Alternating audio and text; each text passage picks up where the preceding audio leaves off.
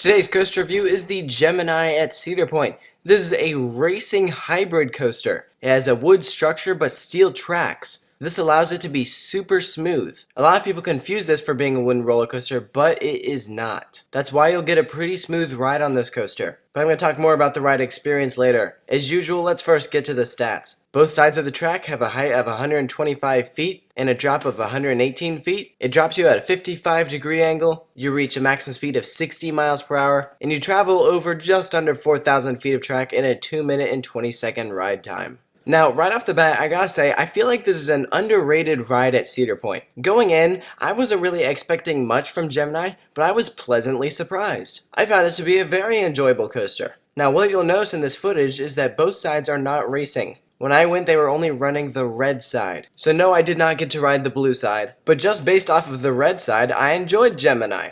What's great about this coaster is that it borderlines thrilling roller coaster with family ride. And it's a very good complement to Cedar Point, and here's why. I'm going to use my mom as an example because she's a great example of this. She's not a fan of going upside down and doesn't like rough rides, but she also doesn't like roller coasters that are too intense. So for her, she liked the Gemini the best out of any other roller coaster at Cedar Point because that's what she's into. Not everyone is big into the super tall, intense rides. It's a coaster that she can enjoy, will find thrilling, and it isn't too much. You also take someone who's getting into roller coasters, this is a good ride for them. It introduces them to airtime. Yes, there is a bit of it, not much, but a bit. And it's taller than most family coasters, so you're starting to get up there in terms of height. So based off of what the ride is about, I'd say that this is a very enjoyable roller coaster. It's not meant to be a super thrilling ride, and that's okay. I'm just glad that for a coaster by Aerodynamics, it's smooth. So overall, I give Gemini a solid 7. It's a very pleasant roller coaster. It's thrilling enough, but also not too over the top.